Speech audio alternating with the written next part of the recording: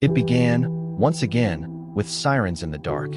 In Kyiv, in Kharkiv, in Odesa, families awoke not to the morning light, but to the sickening, low thunder of inbound destruction. Over 100 drones and missiles streaked across Ukrainian skies overnight. Some exploded in the air, intercepted by local systems. Others did not. They landed in apartment blocks, schools, power stations. They killed indiscriminately, at least 4 confirmed dead, over 30 wounded, many more traumatized. For Ukrainians, it's a familiar nightmare, but this time, something feels different. The scale is larger. The precision is cruder. And the question echoing from every basement shelter is far more desperate. Where is the help? Welcome to What If Horizons. I'm your host, and today, we're going to confront a scenario that is no longer abstract or theoretical. It is unfolding in real time. The scenario is this: what if Western air defenses don't arrive in time, and Ukraine's skies fall as a result?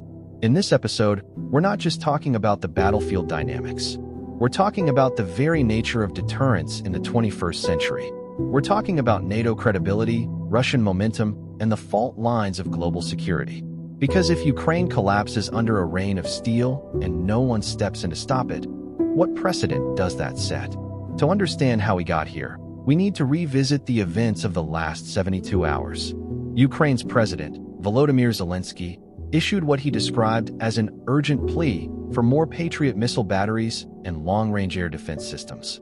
According to his administration, Ukraine's current defenses, cobbled together from donations across NATO, are being overwhelmed by the sheer volume of nightly Russian barrages. One military official compared it to trying to swat a swarm of wasps with a single tennis racket. That image, frustrated, futile, frantic, captures the essence of Ukraine's current struggle. And the stakes are not abstract. The people being buried beneath collapsed buildings are not military targets. They're ordinary civilians, teachers, doctors, children, caught in a conflict that increasingly blurs the line between military strategy and terror. Russia, for its part, continues to deny targeting civilians. But satellite imagery and on-the-ground evidence paints a starkly different picture. Power plants, hospitals, metro lines, and residential areas have all taken direct hits. And the psychological toll of living beneath this constant threat has turned cities once vibrant into ghostly shells of what they were. Why are we here? Why haven't more air defense systems been deployed? The answer lies somewhere between logistics, politics, and fatigue.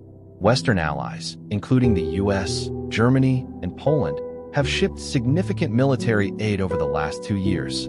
But Patriot systems are in limited supply, expensive to maintain, and require weeks to deploy effectively. More importantly, political will is not a bottomless well. In Washington, aid packages stall in Congress amid election year polarization. In Europe, energy crises and domestic protests have shifted focus inward. Meanwhile, Ukraine bleeds. But the failure to act decisively now could echo far beyond the Dnipro River. Because what we're witnessing may be more than a wave of strikes. It may be a strategic shift, a deliberate test by the Kremlin to probe how far it can push without triggering a meaningful response. And if the answer is this far and further still, then we have a problem not just of policy, but of precedent. In the coming parts of this episode, we'll unpack the layers of this unfolding crisis.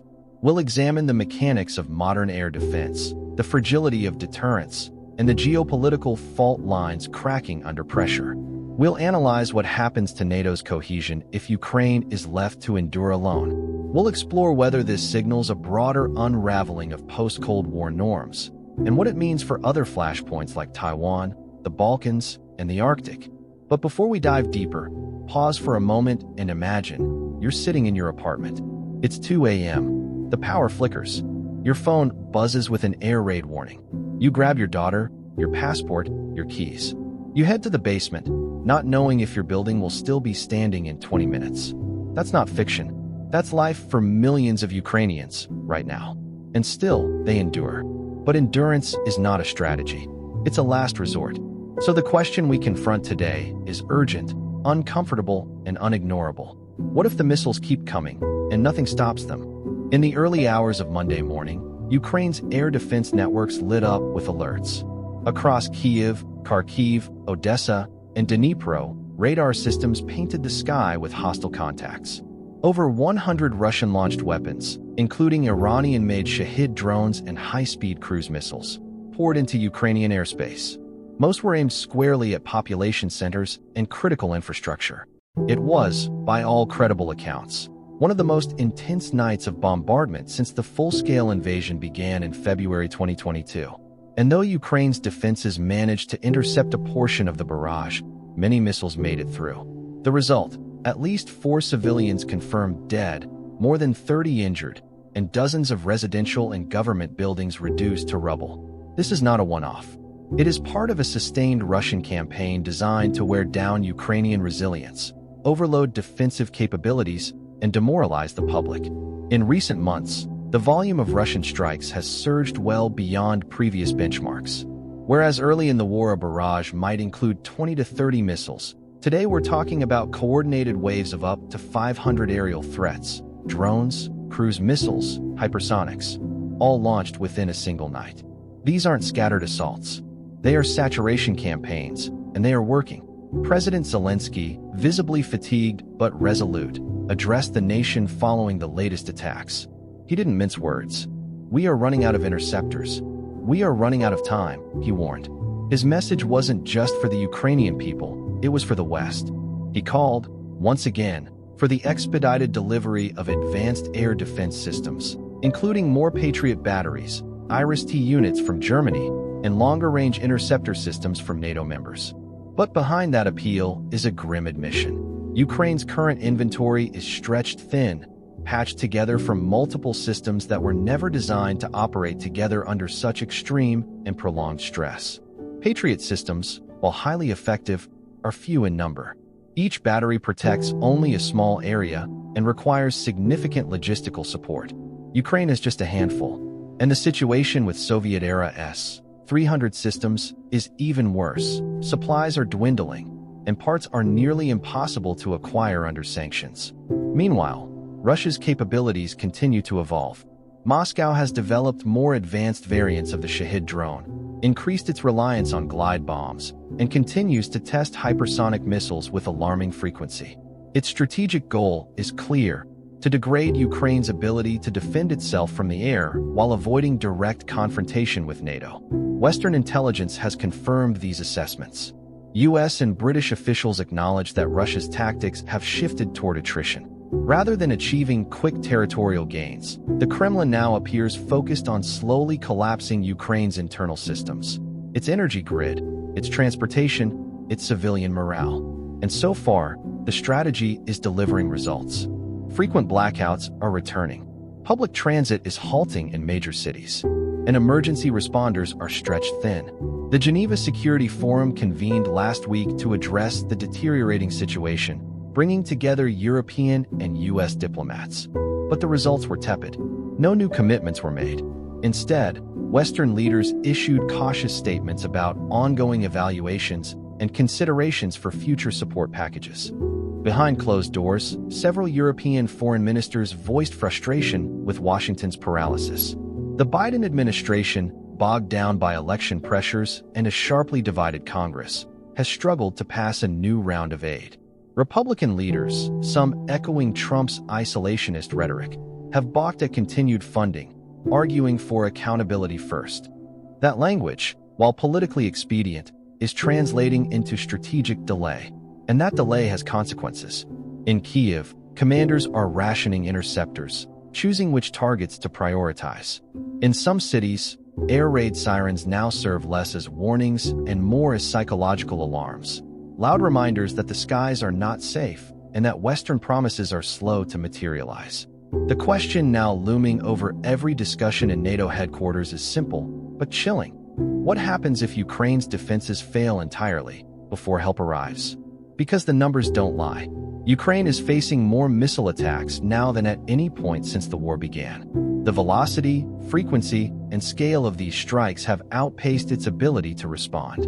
With each wave that gets through, Russia chips away not just at Ukrainian infrastructure, but at the credibility of Western deterrence. If a sovereign nation, backed by the entire Western alliance, can be so thoroughly bombarded without recourse, what message does that send to adversaries in Beijing, Tehran, or Pyongyang. Already, there are signs that confidence is eroding. Polish leaders have begun quietly reinforcing their eastern border, fearing potential spillover. In the Baltic states, military drills have intensified. Finland and Sweden, new NATO members, have accelerated the hardening of their air defense systems. And in Brussels, the debate over whether to send more Patriot units has turned from a question of capability to a question of political risk. Because make no mistake, air defense is not just a military asset, it's a symbol. When the West provides those systems, it signals resolve. When it withholds them, or sends them too late, it signals hesitation. And in the brutal logic of war, hesitation is always interpreted as weakness. So the timeline matters. Every day without new systems is a day Russia can exploit. Every delay is a window of opportunity for the Kremlin to escalate, for Ukraine to suffer, and for global security to fray. In the next part, we'll dive into the mechanics of this crisis, how modern missile saturation tactics are designed to defeat even the best defenses, and why Ukraine's current network is ill-equipped for what's coming. We'll examine the reality of what it means to fight a war under siege from above, with limited resources and dwindling time. To understand the scope and severity of Ukraine's vulnerability, we need to break down what a modern missile saturation campaign actually looks like, because it is not simply more missiles. It is, in effect, an industrial strategy of obliteration, executed with mathematical precision and aimed not just at breaking defenses, but at shattering the very concept of sustainable resistance. Saturation, in military terms, refers to overwhelming a defensive system by volume, throwing more threats into the sky than any one air defense battery can possibly intercept. In Ukraine's case, this means Russia launches a blended wave: low-flying Shahid drones that trick radar systems, cruise missiles that hug the terrain to evade interception, ballistic missiles that drop in from the upper atmosphere, and increasingly, hypersonic threats that current systems struggle to track, let alone hit. Each layer of this attack is timed to exploit weaknesses in Ukraine's defensive coverage. If one weapon type is intercepted, others sneak through. The tactic is brutal, efficient, and relentless. Ukraine's current air defense network was never designed to withstand this level of assault. It was built piecemeal, over decades, using a mixture of aging Soviet-era platforms and newer Western contributions. After Russia's full-scale invasion in 2022, countries like Germany, the US, and the Netherlands scrambled to fill Ukraine's defensive gaps. Patriots were rushed in, as were Iris-T and NASAMS batteries. But these systems are few in number and often deployed to protect only the most vital infrastructure: Kyiv, military command centers, large power stations. Smaller cities and rural areas remain largely exposed. Even in the best-covered zones, the defenses have hard limits. A single Patriot battery can only track and intercept a limited number of threats at once. The missile launchers themselves must be reloaded, sometimes taking hours, leaving windows of vulnerability between waves. And each interceptor missile fired costs millions of dollars, compared to the few thousand it costs Russia to deploy a drone. It's a grim arithmetic. The attacker spends less, and the defender bleeds resources. That imbalance is intentional. To make matters worse, logistics and training compound the issue. Patriot systems require skilled crews and coordination with radar and command elements. These teams take months to train, and rotations are tight. Every unit deployed to Ukraine reduces the pool of systems available for NATO defense elsewhere. This trade-off has made Western governments hesitant to deplete their own stocks, even as Ukraine's cities face nightly bombardment. Ukraine has adapted where it can.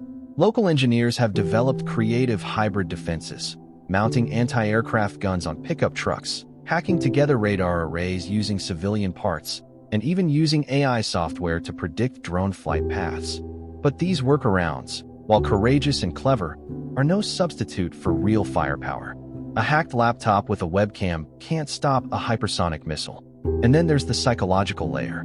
Living under a constant threat from above creates a climate of fear that corrodes morale. It's not just the explosions, it's the anticipation. The 3 a.m. sirens. The moment of silence after the alarm, when you wonder if tonight is the night your building won't survive. Children grow up learning to run, not read. Elderly citizens sleep in subway tunnels. Hospitals conduct surgeries by flashlight. This is the invisible front line, and it is growing. When we say air defenses don't arrive in time, we're not just talking about military timelines. We're talking about lives, about every hour that passes without new protection and what can be destroyed in that hour. The delay isn't measured in months, it's measured in bodies. Because the missile that hits tonight doesn't care about procurement bottlenecks or domestic politics or NATO's strategic calculus. It just kills. That's why this moment, this window of exposure, is so dangerous. Because we're entering a phase where Ukraine cannot hold the sky alone. And if the West cannot close the gap, even temporarily, we may soon face a cascading failure. City after city pushed into blackout, critical infrastructure shattered, a refugee surge into Europe, and a desperate population losing faith not only in their defense, but in the world's willingness to help. The reality is that missile saturation works not because it's unbeatable, but because the defender must be perfect, and the attacker only needs to be lucky. It is a tactic of attrition, both physical and psychological. And as the waves grow larger, more sophisticated, and more frequent, even the best systems will eventually bend, if not break. So what would that breaking point look like? What happens when the next wave overwhelms even Kyiv's layered defenses? What does it mean for Ukrainian governance, for military logistics, for civil society, when the sky is functionally uncontrolled? In the next section, we'll walk through that very scenario. A near-future moment where no additional Western systems arrive in time, and Russia unleashes a wave designed not just to hurt, but to collapse. We'll look at what that breach would mean in real terms. The loss of power, hospitals offline, water systems sabotaged, and a capital city on the brink of evacuation. Because once the shield fails, everything underneath is up for grabs. Let's walk into the scenario, not some far-off dystopia, but a chillingly plausible next chapter in this war. It begins with another wave. But this time, Ukraine's defense network is already bruised and depleted. Patriot systems are down for maintenance or out of interceptors. The German Iris-T batteries are stretched across too many cities. NASAM's coverage is focused on just one region, and there are no new shipments en route. Promised batteries from the Netherlands are delayed.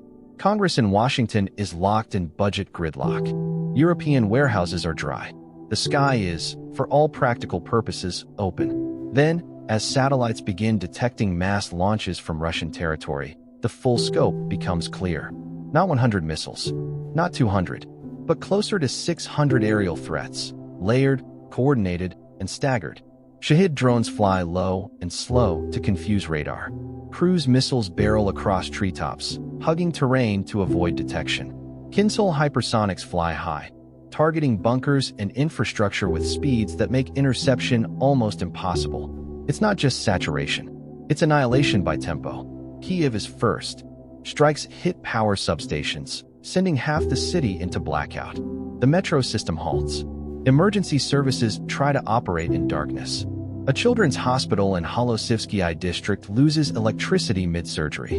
Then Kharkiv. Water pumping stations explode under pressure from indirect strikes. Entire neighborhoods flood. Dnipro is hit next.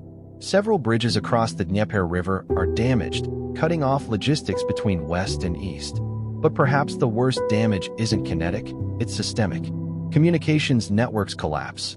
Internet goes down. Cell towers are destroyed. National command centers go silent. Regional governors, cut off from central authority, begin issuing emergency decrees.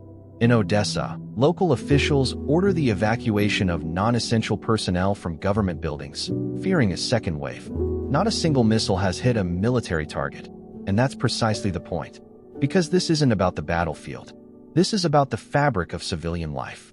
The core assumption in any functioning state, that the government can protect its people from random, mass death, has been shattered. Faced with this collapse, the Ukrainian government enters emergency mode. Zelensky convenes a war council by satellite phone, speaking from a makeshift command post deep underground. Several ministers are unreachable.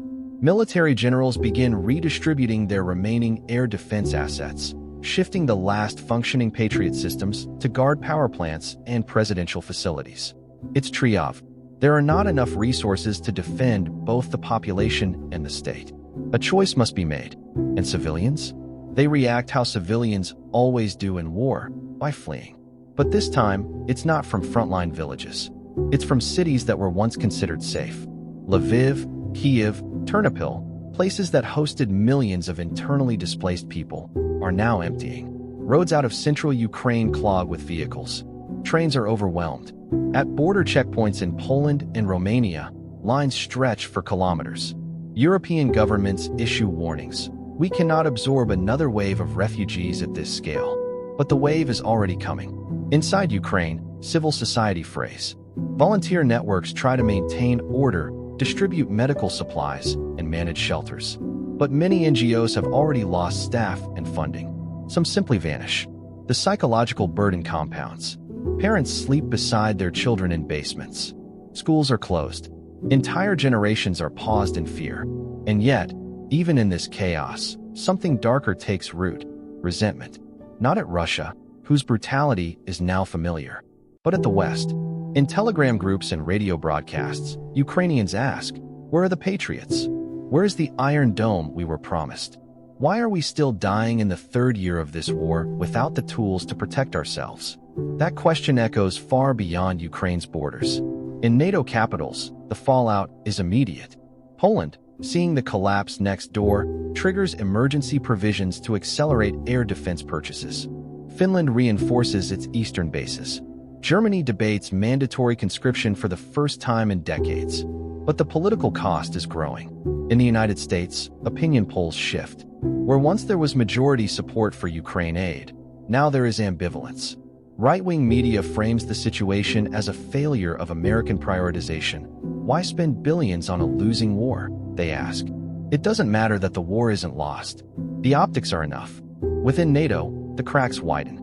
Baltic states demand immediate deployment of air defense battalions. France and Germany hesitate. Washington urges calm, but can offer few guarantees. And all the while, Russia watches. Not from a position of total victory, but from advantage. The calculation worked. By overloading Ukraine's defenses and counting on Western delay, Moscow has achieved what it could not with tanks or troops.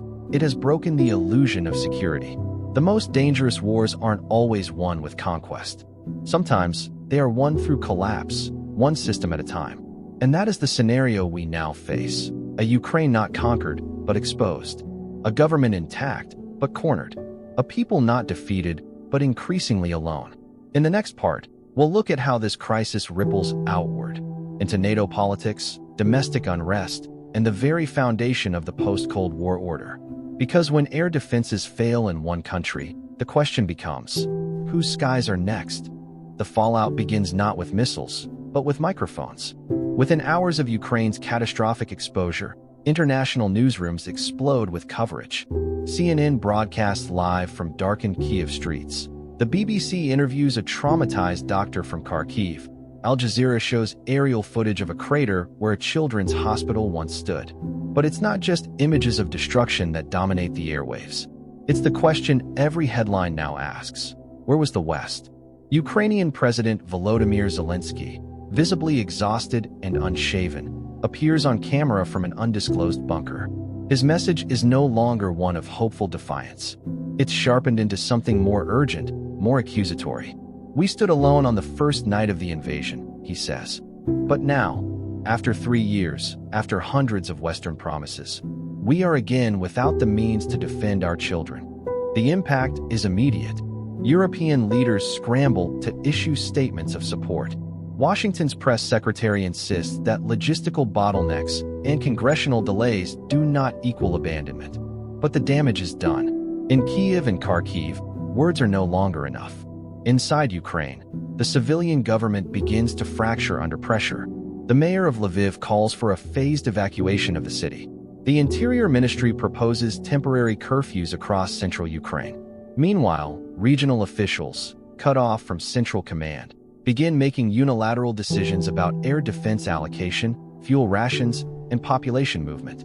Coordination is breaking down, not because of disloyalty, but because the system is overwhelmed. At the grassroots level, volunteers do what they've always done, try to hold the line. But the burden is too heavy. In cities like Dnipro and Odesa, civil defense units are short on supplies, their convoys grounded by fuel shortages or destroyed roads. The psychological cost compounds. Entire towns now live under permanent blackouts. Schools are shuttered. Families crowd into basements. Morale sinks. Some Ukrainians begin to flee west, not just for safety, but because they no longer believe the government can protect them. Even patriotic fervor has limits when it's paired with helplessness. In NATO capitals, reactions vary, and cracks begin to widen. Poland and the Baltic states immediately trigger emergency defense protocols. Warsaw deploys additional anti-missile units to the eastern frontier. Latvia and Lithuania call for NATO to expand its missile umbrella beyond alliance members. Kyiv's skies must be our skies, says the Estonian foreign minister. But others hesitate. In Berlin, a heated Bundestag debate erupts. Some lawmakers argue Germany must double its aid, deploy soldiers to Ukraine's rear zones, and accelerate air defense shipments. Others warn of escalation, citing fears that increased involvement could provoke a Russian attack on NATO soil. Chancellor Scholz walks a fine line, announcing new funding for Ukraine's air defenses, but declining to commit troops or interceptors from Germany's own reserves. Meanwhile, in Paris, President Macron calls an emergency summit, but finds that unity is elusive. Italy's prime minister urges restraint. Hungary remains neutral. Spain is silent. Only the UK offers a full-throated endorsement of air defense deployment, but even their stockpiles are limited. Europe, while rhetorically united, is operationally fractured. And across the Atlantic, Washington is paralyzed. The White House calls for immediate passage of a $10 billion emergency defense package for Ukraine. But Congress is gridlocked. Republican lawmakers, influenced by growing isolationist sentiment, refuse to fast-track the bill without concessions on border security and domestic spending. "We will not write blank checks while American cities burn," declares one senator on Fox News. The president pleads for unity, invoking the moral and strategic imperative of supporting Ukraine. But election season looms, and political courage is in short supply. Meanwhile, public opinion fractures. In Europe, pro-Ukraine demonstrations surge, candlelight vigils in Warsaw, marches in Amsterdam. But so do anti-war protests, especially in Germany and France, where citizens fear getting dragged into a broader conflict. In the US, polls show a sharp divide. Younger voters continue to support Ukraine aid, but older, more conservative demographics grow wary. On social media, the debate turns toxic. Conspiracy theories spread that Ukraine mismanaged its defenses, that NATO promised more than it could deliver, that Russia's escalation is somehow justified. The media doesn't help. In the rush for ratings, cable news reduces the conflict to binary narratives: heroes and villains, aid or abandonment. Complexity is lost.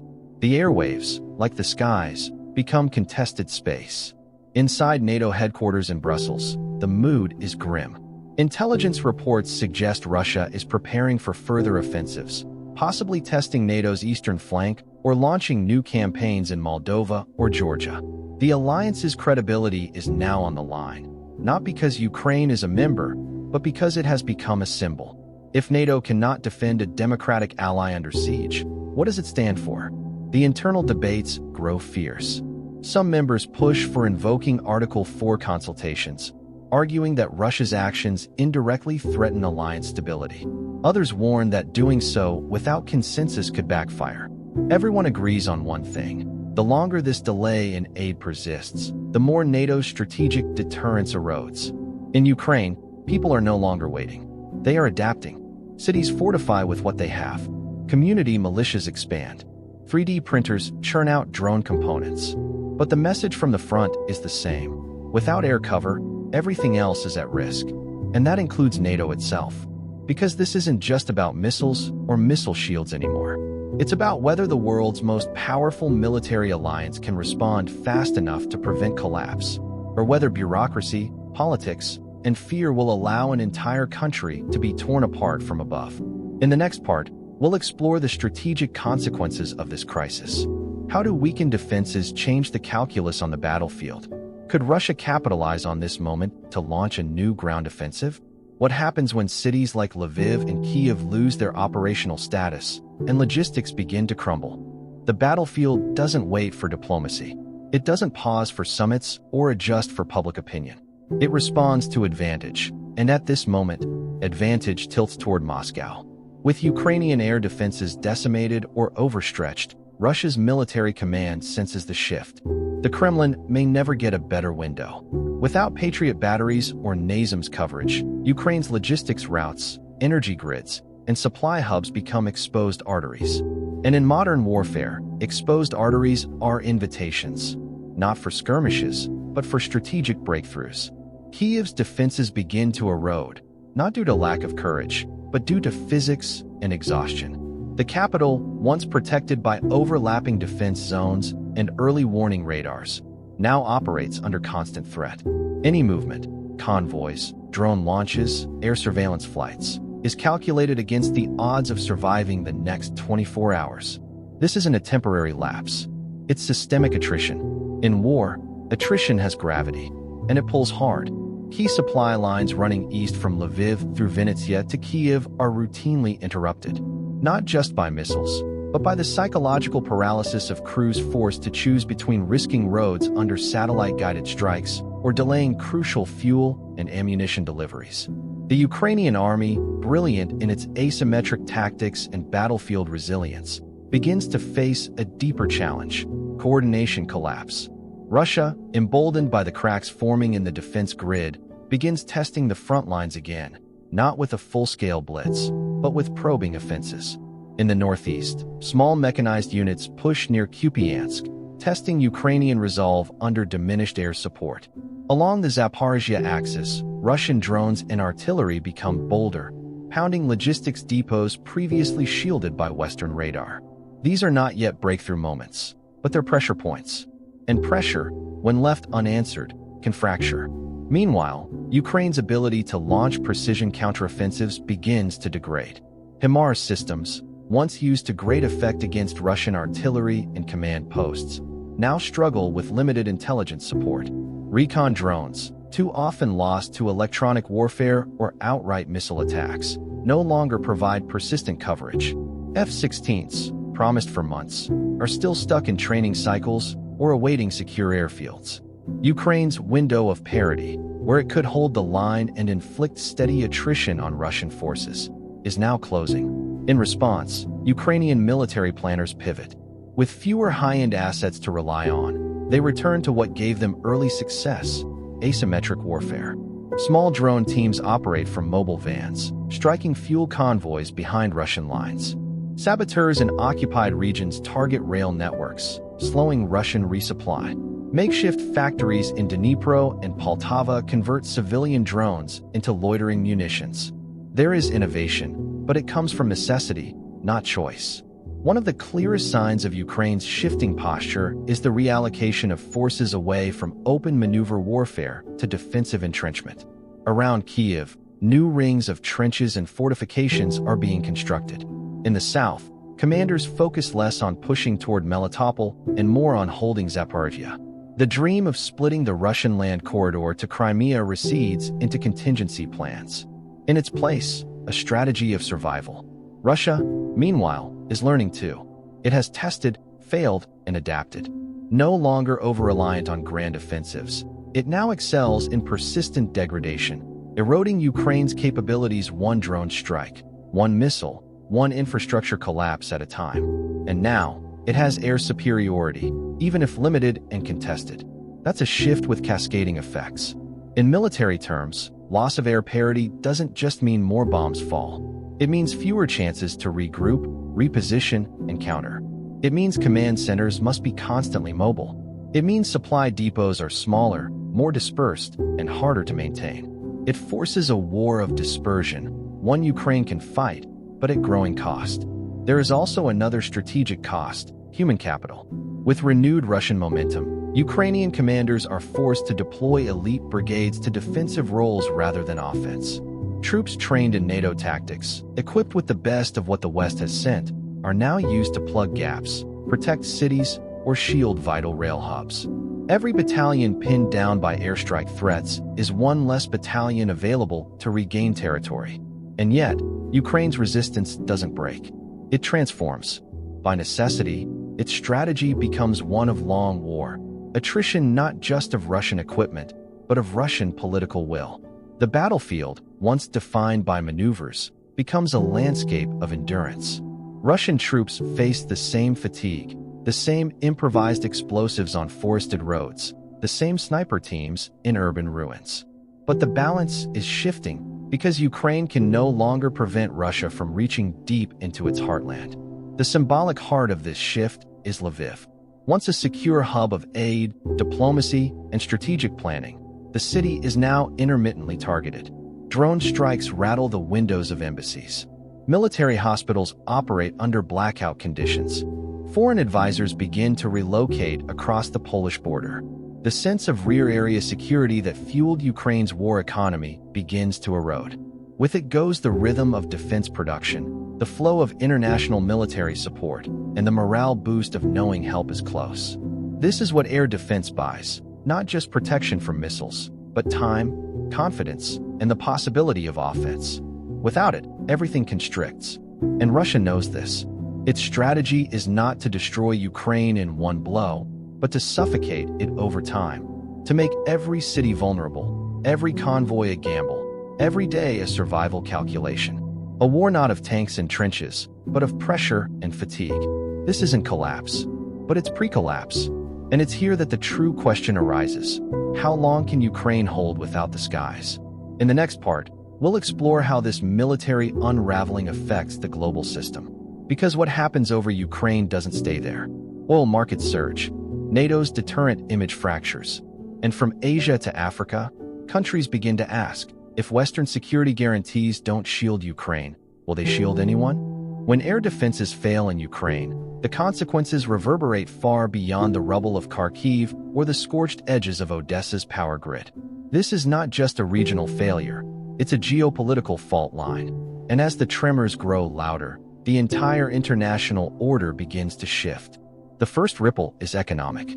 Within hours of reports confirming Russia's successful missile saturation and Ukraine's weakened air shield, global oil prices spike. Not just modestly. Brent crude jumps past $110 per barrel. Analysts on Bloomberg and CNBC scramble to explain the sharp reaction. Fears that instability in Eastern Europe could spill over into energy infrastructure, particularly with Russia's control over pipelines and its influence on maritime routes in the Black Sea. Insurance rates for cargo ships headed into the Mediterranean rise by 40% overnight. In OPEC meetings, Gulf states watch the crisis with caution, quietly delighted by the price surge, but wary of contagion. Commodity markets go haywire. Wheat futures, already jittery from war disruptions, climb again. Ukraine is a major grain exporter, and any threat to its logistical corridors immediately affects food prices in North Africa, the Middle East, and parts of Asia. Egypt and Tunisia, both heavily dependent on Ukrainian grain, initiate emergency procurement talks. The World Food Program warns that without secure supply chains, hunger hotspots could flare within weeks. But the bigger shock is strategic. Western capitals, once confident in the steady drip of aid and deterrence, now confront a dangerous realization. Their assumptions are outdated. NATO's slow movement in deploying advanced air systems has created a vulnerability not only for Ukraine, but for the alliance's broader credibility. If Kyiv, the European capital resisting authoritarian invasion, can't be shielded, what does that say about Tallinn, or Vilnius, or even Warsaw? In Brussels, emergency NATO meetings are called. Baltic states sound the alarm, pushing for pre-deployment of Patriot batteries and a renewed air defense corridor from Estonia to Poland. Germany hesitates. France, already leaning toward strategic autonomy, questions whether throwing more systems into a losing hand is worth the risk. The alliance begins to fracture, not in membership, but in confidence. The United States, under intense political scrutiny, faces a two-front dilemma. In Congress, partisan divides harden. Hawks demand immediate escalation, a surge of air defense shipments, direct deployment of U.S. systems into Ukrainian territory, and harsher sanctions on Russian oil exports. Isolationists, emboldened by domestic fatigue and the upcoming election season, argue that Ukraine's collapse is the price of overstretch. The Pentagon is caught in between, aware of the strategic cost of inaction, but wary of provoking direct confrontation with a nuclear-armed Russia. In Asia, the implications grow more ominous. Taiwan watches the Ukrainian skies with quiet dread. If the West can't protect Ukraine, a country with deep European ties, with NATO neighbors, with overwhelming global sympathy, then what confidence can Taipei place in American deterrence? China's state media doesn't miss the opportunity. Xinhua runs daily editorials highlighting Western abandonment and the limits of alliance-based deterrence. PLA generals are reportedly updating their Taiwan invasion scenarios, factoring in a more muted U.S. response. Elsewhere, the psychological fallout deepens. In Africa, in Latin America, in the global South, countries with historical skepticism of Western powers see validation. In capitals like Brasilia, Nairobi, and Jakarta, the Ukraine war increasingly looks like a distant problem, a European conflict with European failures. Calls grow for non-alignment, for hedging strategies, for increasing trade and military ties with China and Russia, who promise consistency without conditionality.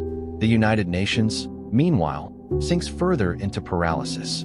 Emergency Security Council sessions are held, but Russia's veto blocks every meaningful resolution.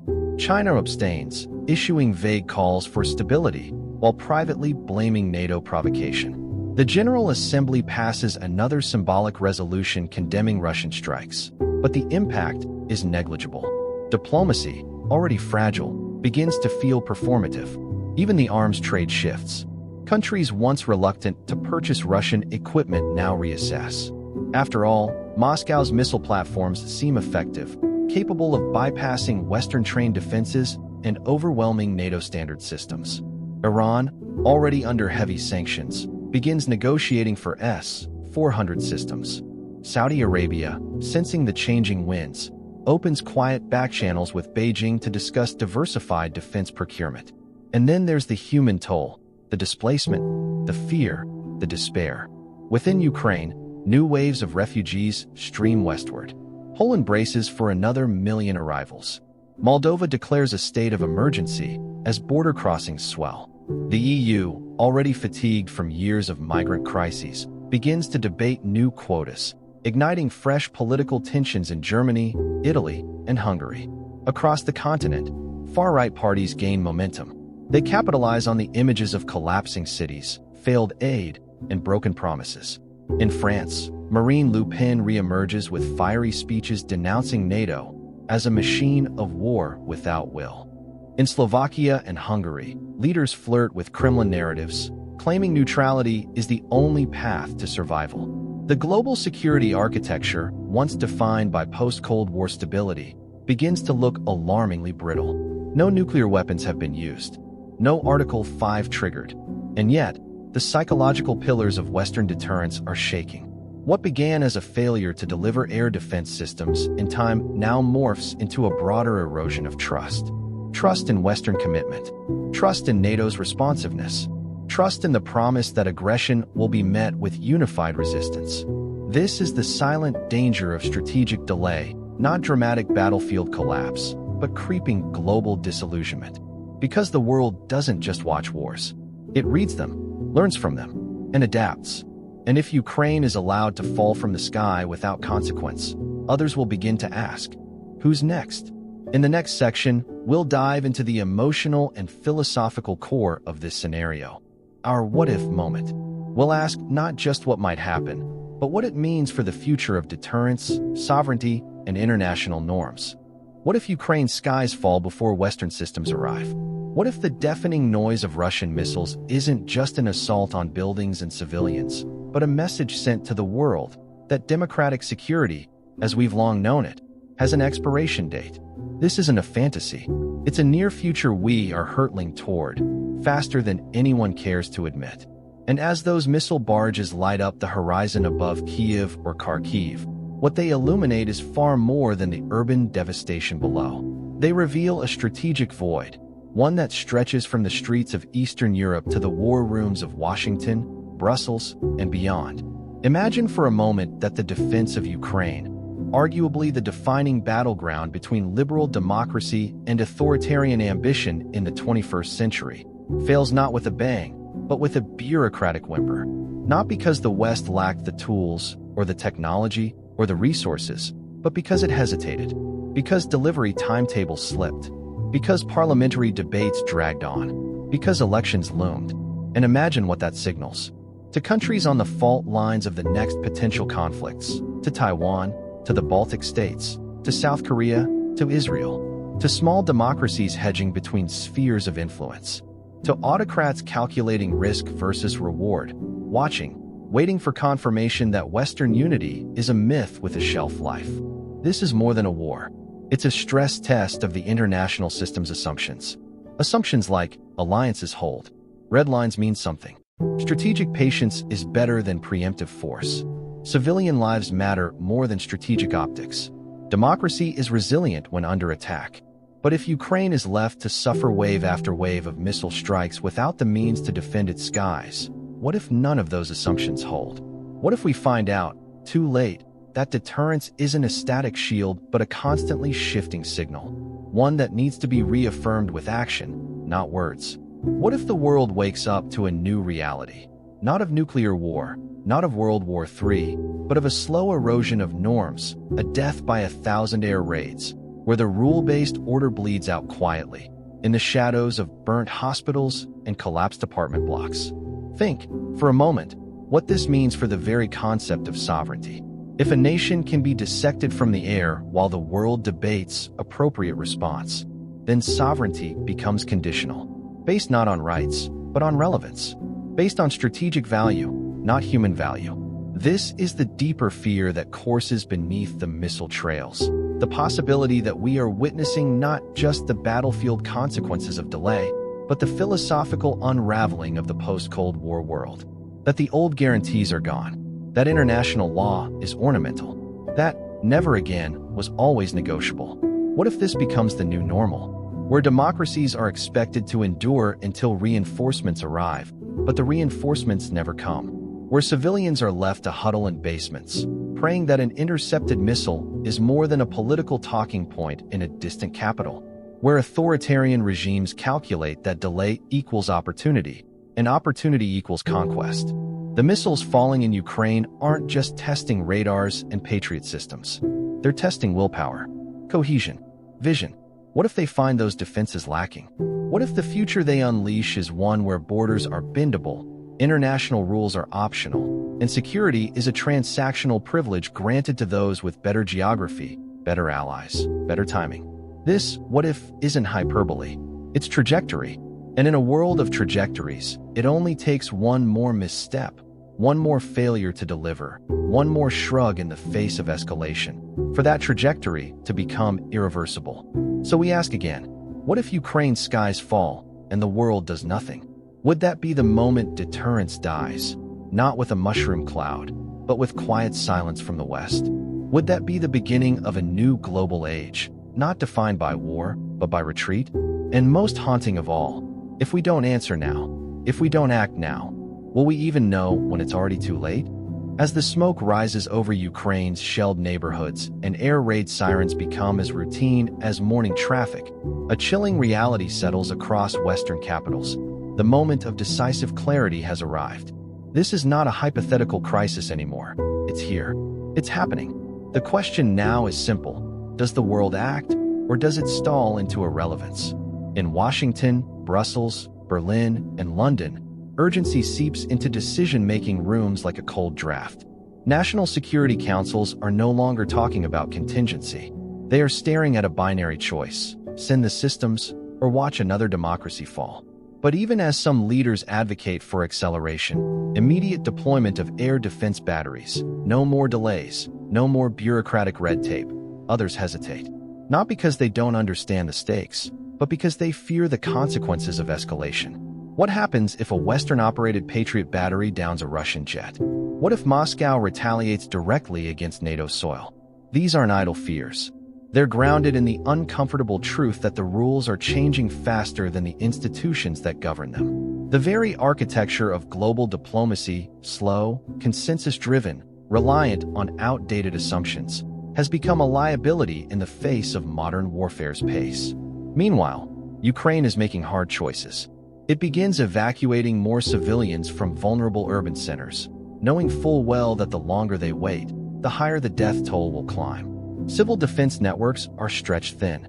The few remaining Patriot systems are rationed like precious rations during siege, some left idle to preserve munitions, others strategically moved under cover of night to protect power grids and hospitals.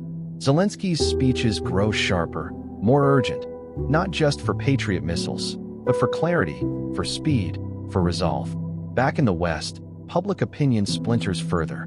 In the US, a presidential campaign looms large over any policy move. One party demands decisive intervention, casting the conflict as a test of American credibility. The other urges restraint, warning of forever wars and domestic collapse. Europe sees similar fractures. Poland pushes for bolder action, while Hungary demands neutrality. Germany and France try to lead but remain haunted by economic dependence and a long history of equivocation. And as politicians hesitate, the window narrows. The global South watches all of this and takes notes. For decades, Western leaders lectured them about the liberal order, about human rights, about the sanctity of borders, about democracy's moral high ground. But now that principle is being tested, and the response seems more rhetorical than real. If Ukraine falls from the sky, many countries will quietly realign their strategies, not out of ideology, but out of necessity. If the West cannot protect a country on its doorstep, how could it protect anyone further afield? Already, intelligence reports suggest that China's military planners are re-evaluating timelines for Taiwan, not because they want war tomorrow, but because the window of opportunity might be wider than anyone predicted. Russia, emboldened by its success, escalates the information war. Propaganda broadcasts across Africa and Asia portray the West as weak, hypocritical, distracted. Lavrov tours non-aligned countries, offering grain and fuel in exchange for silence or vague diplomatic support. And in some quarters, the offer works. In the shadows, private arms deals explode. Iran accelerates drone shipments to Russia. North Korea sees opportunity in the chaos. Turkey plays both sides, leveraging its unique geography to extract concessions. The global order splinters, not with a bang, but with a long, quiet tear. But even in this bleak picture, it's not all over. The power to change the narrative still exists. Every Patriot battery shipped, every radar system deployed, every UAV produced and transferred to Ukraine has the potential to shift momentum, not just militarily, but symbolically. Action is the only language the world understands in moments like this. What is required now is not just hardware, but political will. It's the will to decide that deterrence isn't a passive concept. It's an active practice. It's the will to accept that defending an ally under attack may carry risks, but so does inaction. And it's the will to recognize that every day of delay is another signal to adversaries that they can wait the West out. In truth, no one wants war. No one's sane, at least. But the failure to prepare, the failure to commit, and the failure to respond when the warning signs were clear, those are the things that make war inevitable. So here we are, at the edge of that precipice. This is the choice: act decisively or accept the cost of passivity. The war in Ukraine, from the beginning, has been more than a territorial dispute. It has always been a test of Western cohesion, a test of democratic will, a test of whether promises made in the abstract hold up when the cost becomes real.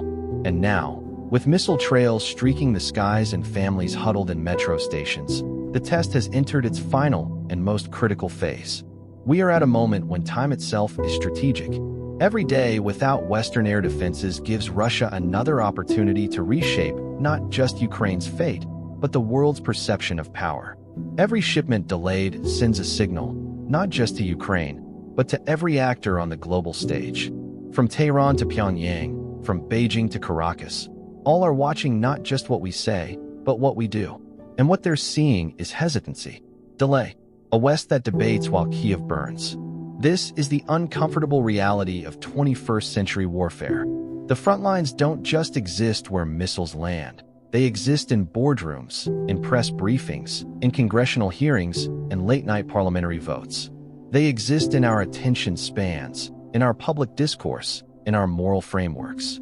To let Ukraine fall, not just physically, but symbolically, would be to surrender more than a country.